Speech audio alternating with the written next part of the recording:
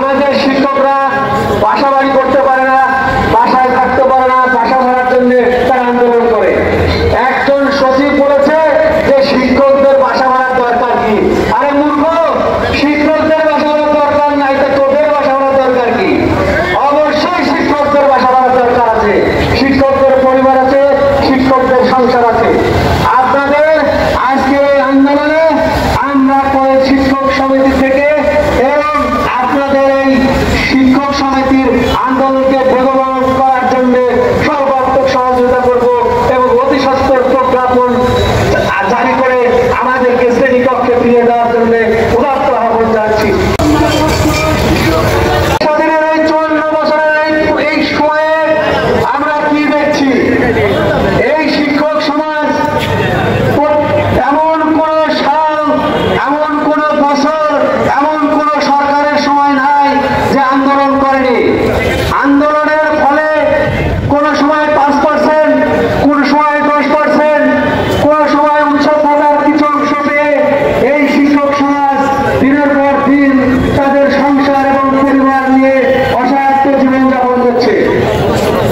সম্মানিত উপস্থিতি, গত মাসে এই শিক্ষক জাতীয়করণ প্রত্যাশী জোট যে আন্দোলন করেছিল, ঠিক সেই সময় এ দেশ পরিচালনায় যে শিক্ষা উপদেষ্টা এবং অর্থ উপদেষ্টা তারা কথা দিয়েছিল যে আপনাদের যে 20% দাবি, 5%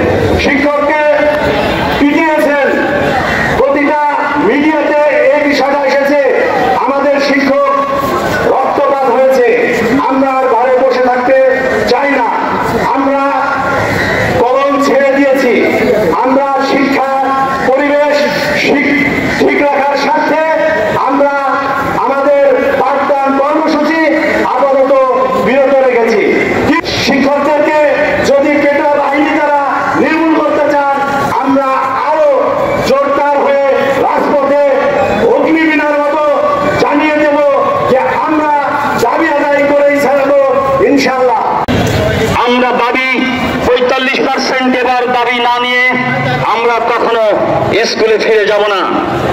আর আমি বলতে চাই, চারঘাট উপজেলা নয়, সারা বাংলাদেশের শিক্ষক সমাজ একত্রিত হয়ে সমস্ত শিক্ষা প্রতিষ্ঠানের তালা ঝুলিয়ে দিয়ে শিক্ষাকে অকার্যকর করে দেবেন, শিক্ষাকে অচল করে দেবেন।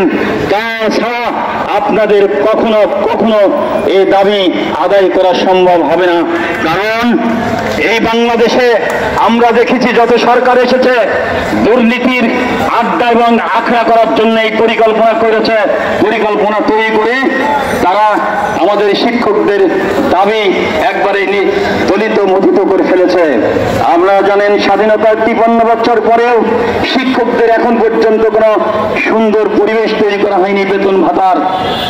সে কারণেই আমি আপনাদের কাছে বিনীত অনুরোধ রাখবো, চারঘাট উপজেলার একটি স্কুলের একজন শিক্ষক বাড়িতে ঘুমাবেন না, একজন শিক্ষক মাঠে কাজ করার উদ্দেশ্যে ধানের জমি দেখবো, রাস্তায় একটু বেড়ে আসি, বউ নিয়ে বেড়াতে আসি, এরকম ধরনের সিদ্ধান্ত নেবেন না। সকল শিক্ষক একভাবে আপনার এক ডাকে যখন ডাক দেওয়া হবে সমস্যায় আপনারা আন্দোলনে ঝাঁপিয়ে পড়বেন। কিসের লেখাপড়া, কিসের কি শিক্ষাকে একবারে অচল করে ফেলবেন, তারপরেই দাবি আদায় হবে, নসেস হবে না। কারণ আমি সেলিম ভুঁইয়ার সাথে আন্দোলন করেছি রাজশাহী বগুড়া, আমার নিয়োগের পরে বলেই আমি তখন তরুণ একজন শিক্ষক, তখন আমি আন্দোলন করেছি সেলিম ভুঁইয়ার সাথে, আন্দোলন করেছি বারিশ স্যারের সাথে। এরকম ভাবে আন্দোলন করতে গিয়ে দেখেছি আন্দোলন তুঙ্গে উঠেছে যখন, তখন ওই চক্রান্তকারী গ্রুপ তৈরিকারী শিক্ষক সমিতির দালাল পেটুয়ারা বারবার আন্দোলনকে স্থগিত করে ফেলেছে। এরকম ধরনের দালালি আন্দোলন অবশ্যই বাংলাদেশ শিক্ষক সমিতি বাংলার মাটিতে 5ই আগস্টের পরে যেন আর কেউ কায়েম করতে না পারে, সাবধান থাকবেন। আপনারা সাবধান হয়ে যান। আর কখনো